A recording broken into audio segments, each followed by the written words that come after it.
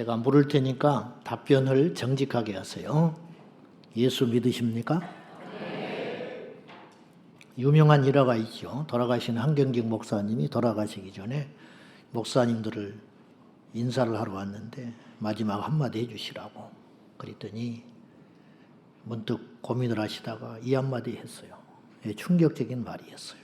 목사님들 예수 잘 믿으시오.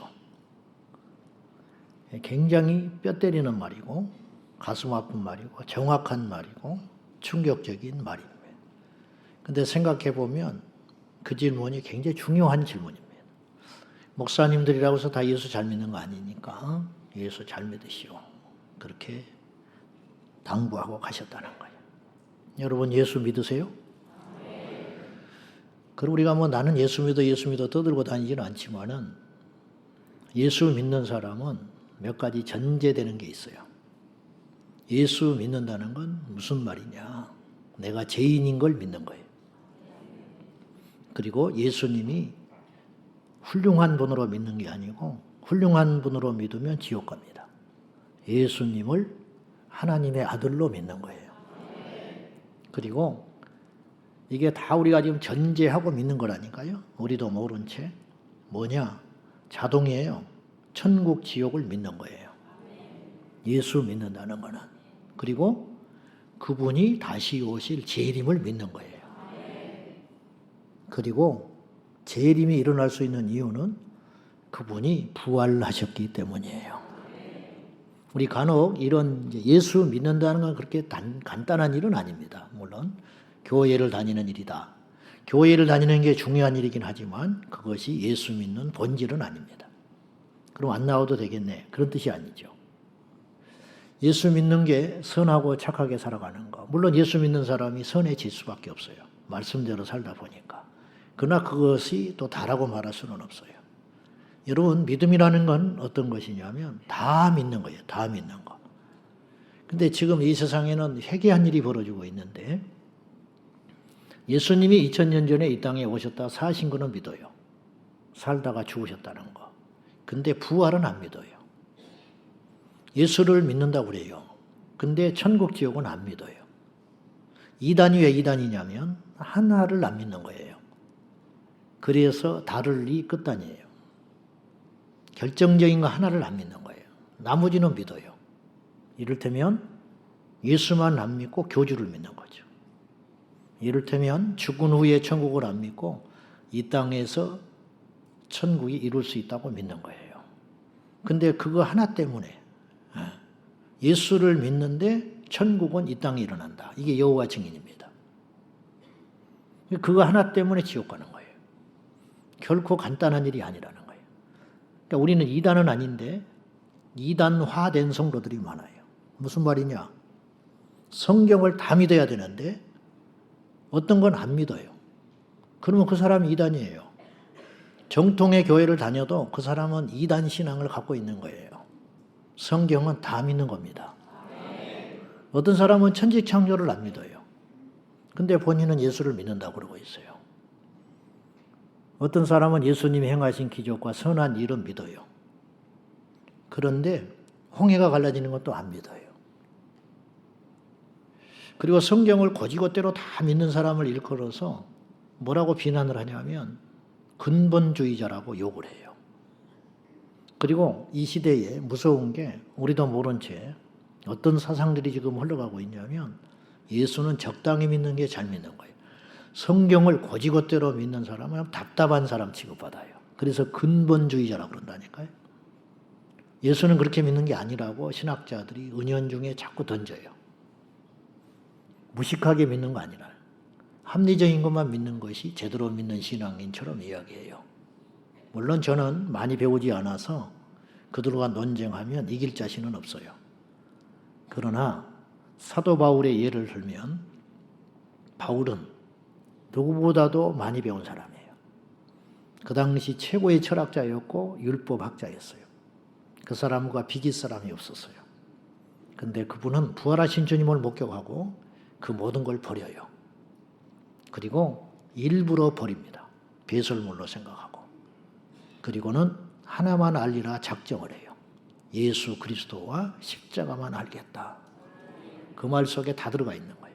근데 오늘날의 성도들은, 지식층들은, 오래 다닌 사람들은, 좀 책을 읽느니 하는 사람들은 자꾸만 바울과 반대로 믿으려고 해요.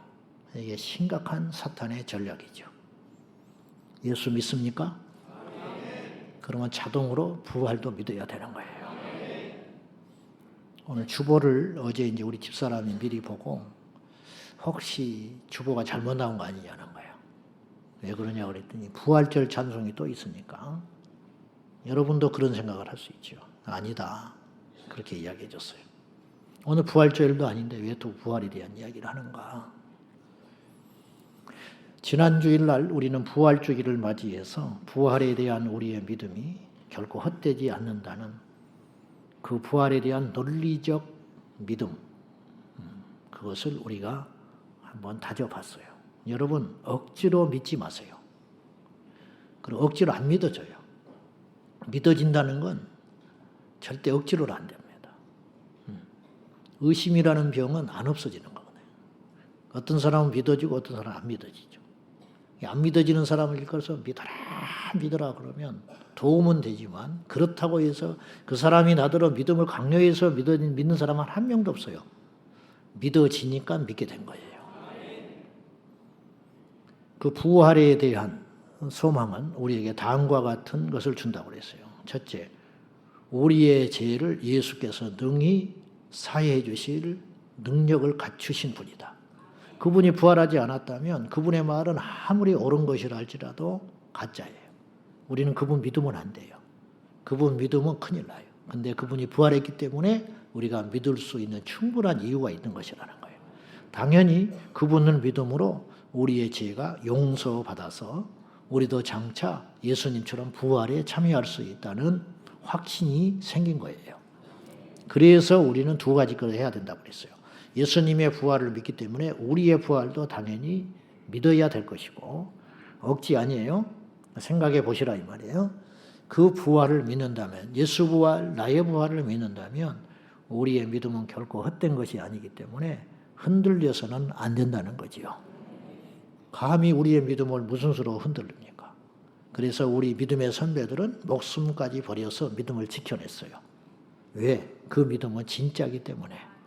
그리고 더 나아가서 지금까지도 우리가 최선을 다해서 주의 일을 했지만 항상 더욱더 주님의 일에 힘써야 한다. 왜? 그 수고는 결코 헛된 것이 아니기 때문이다. 이건 당연한 수순이에요. 당연한 수순. 배고프면 밥 먹는 것처럼. 강요하지 않습니다. 절대로. 믿기 때문에 그렇게 살아가는 거예요. 자, 오늘 제가 이제 부활에 대한 말씀을 한 번 더 나누려고 하는 것은 부활절에만 이 부활을 나눈다는 것이 주님께 죄송한 거예요. 그리고 그렇게 작은 사건이 아니에요. 사실은. 1년 365일 부활을 묵상하고 예수님의 부활을 찬미하며 그 부활의 신앙으로 살아가는 것도 사실은 당연한 이치를 알 수 있어요. 오늘 다시 한번 이 놀라운 복음을 여러분과 나누고 싶습니다. 먼저 우리가 생각할 것은 우리에게는 진정한 부활 사건에 대한 기쁨과 실제가 있는가? 그것을 살펴봐야 돼요. 우리는 예수를 믿는다고 했어요. 그러나 말만 믿는다고 하지 사실은 우리 안에 믿음의 실제가 없는 수가 있어요.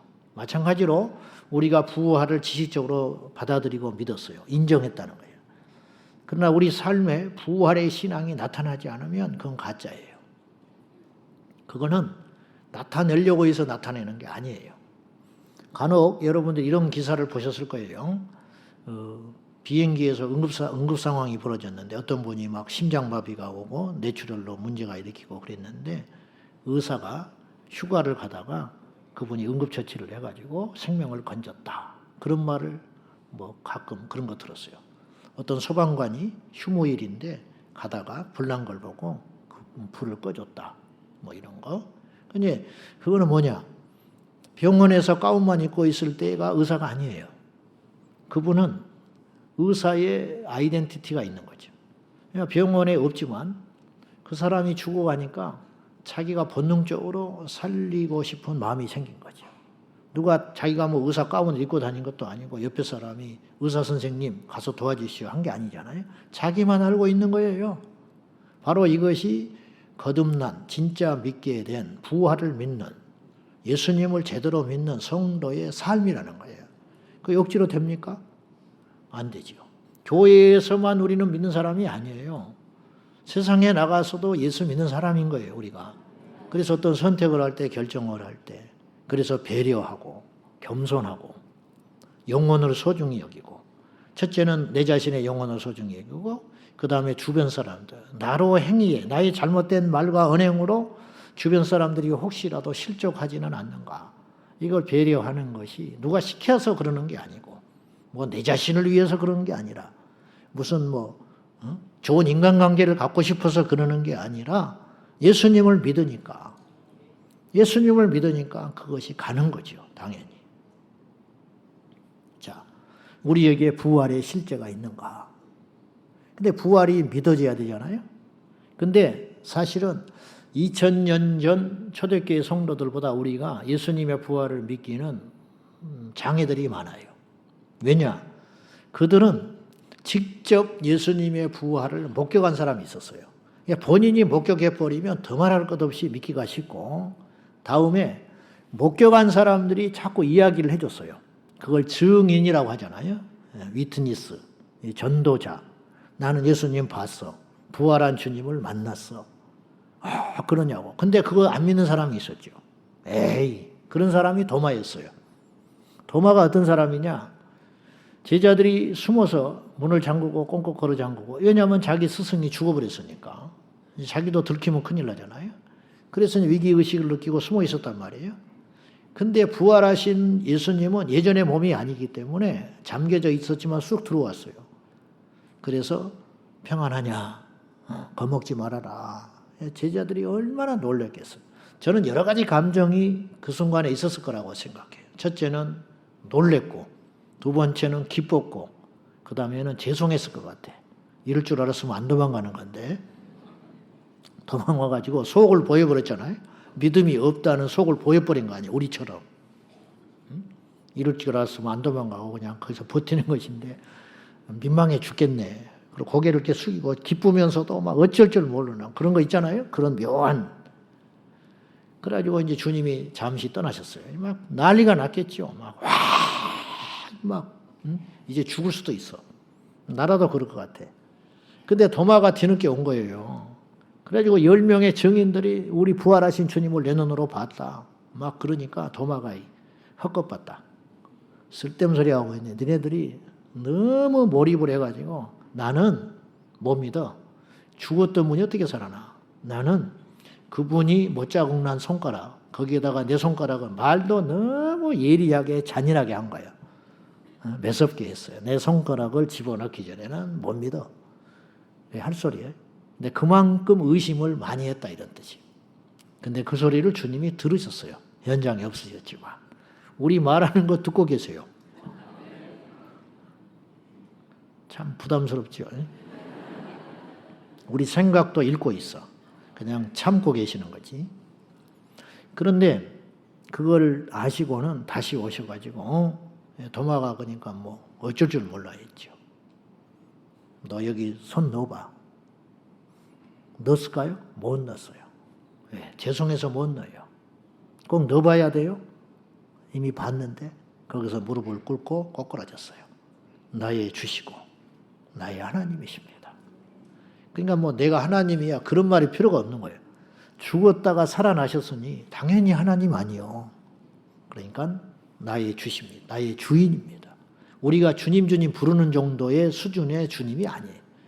그가 고백한 주라는 말은 나는 당신을 위해서 죽을 수 있습니다. 나는 이제부터 당신은 정말로 나의 주인이고 나는 종입니다. 그런 고백이거든요. 당신은 나의 주시고 나의 하나님이십니다. 그렇게 고백했어요. 왜? 부활하셨기 때문에. 주님이 너는 나를 본고로 믿느냐? 봤기 때문에 믿잖아요. 근데 보지 않고 믿는 자들은 진짜 복이 있어. 도대체 어떤 복이에요? 돈 주는 복이에요? 아니죠. 큰 그만큼 믿음을 가진 복이라는 거예요. 보고 믿는 건 쉬워요. 근데 보지 않고 믿는 건 어려운 거다. 그만큼 복이 큰 거야. 그럼 우리는 지금 어떤 믿음을 가질 수밖에 없냐면 보지 않고 믿는 믿음을 가질 수밖에 없어요. 여러분, 누가 본 것이 봤다면 믿기가 제일 쉽고 봤다는 사람이 이야기해 주면 그나마 그것도 더 확실해요. 봤다는데 어떡할 거예요. 그리고 본 사람이 변했잖아요. 그건 더 믿기가 쉬워요. 근데 글로써 남긴 문서를 보고 믿는다는 건 좀 어려워요.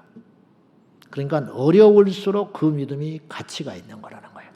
그래서 그것이 복 있는 믿음이다. 자, 거꾸로 봐서 믿는다면, 꼭 봐야만 믿는다고 한다면 그건 믿음이 아니라고 그랬죠. 그러면 초대교회에도 보고도 안 믿는 사람이 있었어요. 있잖아요. 보고 안 믿는 사람이 있었고 들어도 안 믿는 사람이 있었어요. 근데 안 보고도 믿는 사람이 있었다는 거예요. 듣기만 하고 믿는 사람처럼 우리는 보기만 하고 읽기만 하고 말씀을 읽기만 하고 믿어야 그 믿음이 진짜 믿음이에요. 그 믿음의 역사가 일어나기를 축복합니다. 성경에서는 좀 우리가 성경을 자세히 읽어보면 이 부활이라고 하는 사건이 예수님께만 국한되지 않았다라는 걸 알 수 있어요. 우리가 이제 예수님의 부활이 너무 큰 사건이기 때문에 그 이상의 것을 생각을 못 하는데 사람들이 죽었다가 살아난 경우들이 성경에는 꽤 나와요. 대표적인 사람이 누구예요? 나사로. 딱 떠오르잖아요. 나사로가 죽었다가 4일 만에 예수님이 살려가지고 부활했잖아요. 소생이라고 하는 거예요. 소생. 근데 그것도 넓은 의미에서는 부활인 거예요. 죽었다 살아났으니까 부활이죠. 그리고 또 있어요. 구약에도 있습니다. 수넴 여인, 사르밧 여인의 아들들. 그 아들들이 살아났어요. 그리고 심지어는 엘리사가 죽었는데 그의 시체를 돌무덤에 집어넣어놨는데 이미 죽어가지고 그 무덤에 뼈다귀가 된 사람들이 있었어요. 근데 엘리사의 시체가 닿자 그 뼈다귀들이 살아났어요. 동화 같은 이야기인데 나는 이걸 믿습니다. 난 강요하고 싶지 않아. 알아서 하는데 나는 믿어. 나는. 그까짓 거 못하겠어요, 하나님이? 근데 하나님이 하신 일이 너무 많은데 이렇게 다 못 남긴 거예요, 사실은. 이것도 두꺼워서 못 읽을 판인데 더 많이 남겼으면 어떡할 뻔했어. 베드로는 다비다를 살려냈어요. 아시다시피 바울은 유두고를 살려냈어요. 그리고 예수님이 십자가에 죽으실 때 마태복음 27장에 보면 예루살렘 변두리에 있는 무덤에서 부활을 단체로 한 일이 있었다고요. 근데 그 부활은 예수님과 같은 완벽한 부활은 아니에요. 우리가 장차 우리 예수님 다시 오실 때 맞이하게 될 완전한 부활은 아니에요. 왜냐? 그들은 부활은 맞지만 육체적으로 다시 예전의 육체를 입어가지고 부활한 거예요. 그래서 배고파야 했고 아파야 했고 늙었어요. 그러니까 죽었죠. 늙었으니까. 다시 소생했지만 늙어서 죽은 거예요. 그러면 주님은 왜 이런 사람들을 다시 살려냈을까? 어차피 죽일 거. 우리 때문에 살려주신 거예요. 왜냐? 주님은 그런 능력을 능히 갖추신 분이라는 거예요. 그런 예표를 통해서 주님이 무엇을 우리에게 말씀하시고자 하냐면 너희도 장차 부활할 거라는 거예요. 그런 예표, 사인을 미리 주신 거예요. 자, 히브리서 11장 35절 봐요. 다 같이. 자, 시작. 여자들은 자기의 죽은 자들을 부활로 받아들이기도 하며 또 어떤 이들은 얻고자 하여 심한 고문을 받되 구차히 불련하기를 원하지 아니하니. 이 구절을 그대로 놔두세요. 방송실. 잘 읽어보시고. 제가 이제 히브리서 11장은 자주 읽죠. 믿음장이니까. 그 도전을 받는데 이번에 부활절을 앞두고 이 말씀을 찾아서 읽다가 이 말씀에서 계속 눈이 머문 거예요. 몇 번을 되새김질하면서 읽어봤어요. 이제 그 전에 무심코 읽었던 구절인데 여자들은 자기의 죽은 자들을 부활로 받아들이기도 하며 또 어떤 이들은 더 좋은 부활을 얻고자 하여 뭐 그런가 보다 했어요. 그런데 이 말씀이 조금 더 내가 자세히 봐야겠다. 여자들은 자기의 죽은 자들을 부활로 받아들였다. 그러면 이게 무슨 뜻일까? 그랬더니 다른 버전의 성경을 자세히 살펴보니 이런 뜻이었어요. 초대교회는 핍박이 있었잖아요. 그러니까 핍박당해서 죽은 사람, 믿음 지키다가, 혹은 뭐 병이 나서 죽은 사람, 뭐 여러 가지 이유로 수명이 짧았으니까 죽었겠죠. 믿는 자 중에 죽은 자들이 있으니까. 예, 아내로서, 어미로서, 자식으로서 자기 식구들 중에 죽은 자들이 있었는데 그들을 하나님이 살려낸 사람이 있었다는 거예요. 살려냈으니까 그 사람들이 살아나가지고 가정의 품으로 다시 돌아왔더라는 거예요. 그런 일이 있었더라. 근데 그 사람들이 또 죽었죠. 나사로처럼. 그런데 이 말이에요. 그렇게 부활로 받아들인 사람들이 있었다. 근데 어떤 이들은 더 좋은 부활. 여기서 부활이 두 번 나오는 거예요. 부활, 더 좋은 부활. 이건 달라요. 똑같은 부활이 아니에요. 첫 번째 나오는 부활은 단순한 나사로처럼 소생된 부활을 말하는 거예요. 근데 더 좋은 부활이라는 건 뭐냐면 완전한 부활을 말하는 거예요. 늙지 않고 죽지 않고 아프지 않는 천국에서 살기 위해서 살아난 완전한 부활. 나는 이 여인들은 그 부활을 얻기 위하여, 어떤 사람들은 그 부활을 얻기 위해서 구차하게 감옥에서 풀려나기를 원하지 않았다. 나는 안 나간다. 근데 감옥에서 고문을 피하고 살아나는 법은 의외로 간단해요. 예수님만 버리면 돼요. 그러면 이 땅에 생명을 얻을 수 있는데 이 사람들은 왜 그런 고집을 부렸냐? 더 좋은 부활을 믿었기 때문이라는 거예요. 그리고 그들은 순교했어요. 그리고 그들은 지금 더 좋은 부활을 얻기 위해서 기다리고 있다는 거예요. 그러면 여기서 말하는 더 좋은 부활이라는 것은 도대체 무엇이냐는 거예요. 최종적 부활, 예수님이 샘플로 이루신 첫 열매의 부활, 우리도 장차 받게 될 놀라운 부활, 그 부활을 믿습니까? 그것이 우리의 장래에 펼쳐질 대이벤트라는 거예요. 그러면 성경 속에서 이 부활은 다음과 같이 대충 정리를 해볼 필요가 있어요. 첫째, 단순한 생명의 소생으로서의 부활이 있더라. 대표적으로 나사로. 두 번째는 영원한 천국에 들어가기 위해서 늙지 않고 병들지 않고 복락을 누리기 위해서 이루기 위한 완전한 부활, 더 좋은 부활, 그 부활이 있더라 하는 말이에요. 자, 성경 말씀 고린도전서 15장, 오늘 우리가 읽은 본문 51절에서 53절까지 읽어봐요. 다 같이 시작. 보라, 내가 너희에게 비밀을 말하노니 우리가 다 잠잘 것이야. 마지막 나팔에 순식간에 호련히 다 변화되리니 나팔 소리가 나매 죽은 자들이 썩지 아니할 것으로 다시 살아나고 우리도 변화되리라. 이 썩을 것이 반드시 썩지 아니할 것을 입겠고 이 죽을 것이 죽지 아니함을 입으리로다. 나팔 소리가 난다는 말은 주님이 재림한다는 뜻이에요. 마태복음 24장, 데살로니가전서 4장, 그리고 오늘 고린도전서 15장, 그리고 계시록 동일하게 이야기하고 있어요. 예수님이 공중에서 다시 나타나서 재림하실 때 천사장이 나팔을 분다. 그리고 구름 가운데 주님이 오시겠다. 동일하게 그렇게 약속하거든요. 나팔 소리가 났다라는 말은 예수님이 재림하셨다 그런 뜻이에요. 예수님이 재림하실 때 어떤 일이 벌어지느냐? 호련히 변화된다. 성도들이 부활한다 이 말이에요. 다른 말로 휴거라는 말도 되지만은 썩지 아니할 것으로 다시 살아난다. 썩지 아니할 것으로 다시 살아나는 게 부활 아닙니까? 예수님도 이 땅에 처음 오셨을 때, 초림하셨을 때는 썩을 몸을 입고 왔어요. 그러니까 성장하셨죠. 아이로 태어나셔서 점점점 성장하셨잖아요. 성장한다는 말은 늙어간다는 말이고 늙어간다는 말은 썩어간다는 말이에요. 다른 말이 아니에요. 우리는 지금 썩어가고 있는 거예요. 좋아할 거 하나 없어요. 썩어가고 있어.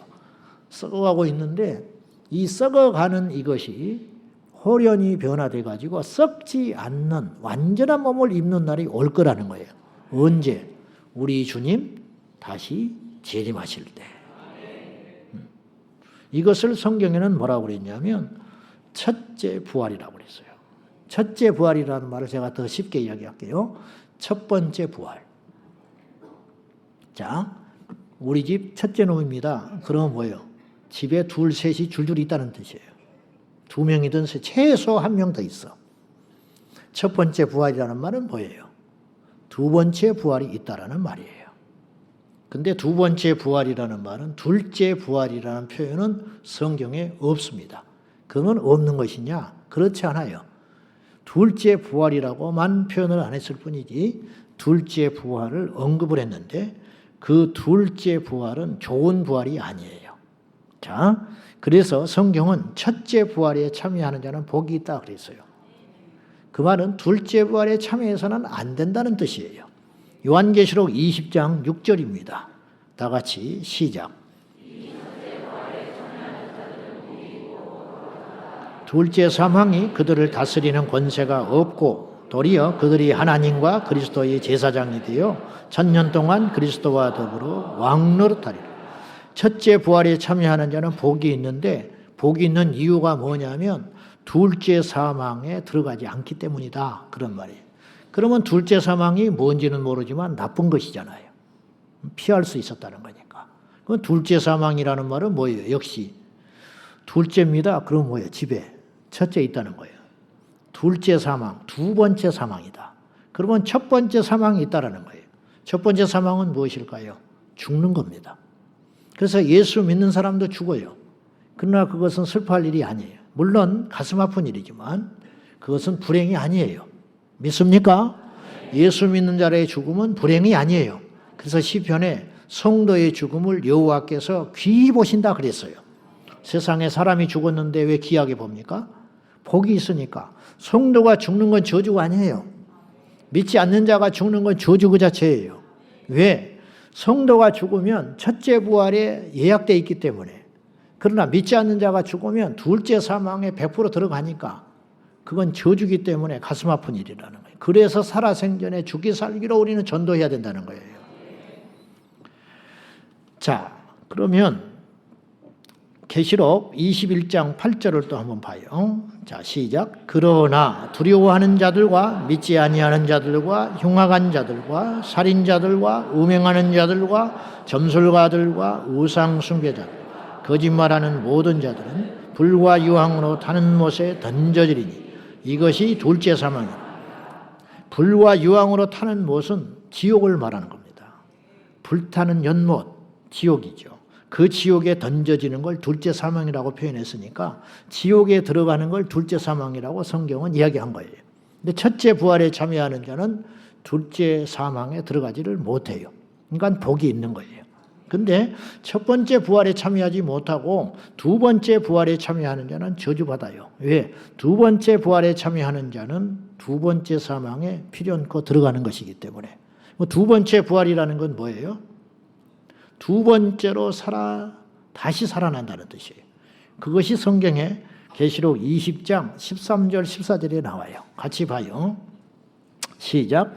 바다가 그 가운데서 죽은 자들을 내주고 또 사망과 음부도 그 가운데서 죽은 자들을 내주며 각 사람이 자기의 행위대로 심판을 받고 사망과 음부도 불못에 던져지니 이것은 둘째 사망 곧 불못이라. 여기서 기가 막힌 표현이 나왔어요. 이 말씀이 2000년 전에 사도 요한이 밤모섬에서 계시받은 걸 기록한 거예요. 얼마나 놀라운 이야기인지 몰라요. 바다가 죽은 자들을 내줬다. 바다에서 죽은 자들이 있었다는 거예요. 산에서 죽은 자는 없었겠어요? 그러니까 그러나 그들은 고기밥이 됐고 부패됐고 없어졌죠. 그러나 죽었던 그 자리에서 다시 부활하게 될 거라는 거예요. 무엇 때문에 부활하냐는 거예요. 이 부활은 좋은 부활이 아니에요. 저주받은 부활이에요. 제가 예를 들게요. 쉽게 성경 속에 간단해요. 예수님 십자가에 달리실 때 좌우에 강도가 둘이 같이 죽었어요. 그래서 골고다 언덕의 십자가는 하나가 아니었어요. 사실은 3개가 있었어요. 그 중에 가운데 주님이 달리셨어요. 제일 악명이 높다 해서 가운데 달린 것 같아요. 그리고 좌우에는 흉악한 강도들이 둘이서 죽어가는데 한편에 있는 강도는 끝까지 예수님을 무시하고 죽었어요. 이 중에 믿지 않는 사람들처럼. 교회에 왔지만 끝까지 고집 부리고 안 믿고 있는 거죠. 10년, 20년째. 나는 그런 사람을 내가 멱살을 잡아서라도 구원할 수 있다면 제가 해보겠어요. 내가 무릎을 꿇고 울어서라도 믿을 수 있다면 내가 해보겠어요. 근데 안 돼요. 억지로. 내 믿음은 선물이기 때문에. 그러니까 여러분이 믿어진다는 건 일생일대 최고의 복을 받은 거예요. 저는 교회 가서 6개월 만에 믿어지더라고요. 얼마나 복을 크게 받았는지 몰라요. 이건 절대로 다른 것하고 못 바꿔요. 목숨과도 못 바꿔요. 목숨과도. 이런 이야기는 틀린 말이 아니에요. 극단적인 이야기고, 그리고 안 믿는 사람, 믿더라도 대충 믿는 사람, 잘못 믿는 사람은 내 말을 들으면 겁주고 있네, 그렇게 들릴지 모르나 두고 보자고요. 나는 두고 보고 싶어. 누가 옳은지. 제 말에 반박을 해보세요. 똑똑해서 제가 그런 말을 하는 게 아니라 맞기 때문에 내가 이렇게 이야기하는 거예요. 맞기 때문에. 자, 어쨌든 주님이 십자가에 달리실 때 한편의 강도가 끝까지 고집 부리고 이악 물고 욕하고 죽었어요. 그 사람도 죽었고 다른 한편에 있는 강도도 있었는데 이 강도는 극적으로 예수 그리스도를 고백함으로 구원을 받았어요. 구원받는 건 100% 맞아요. 왜? 주님이 오늘 네가 나와 함께 낙원에 있으리라 선언했기 때문에.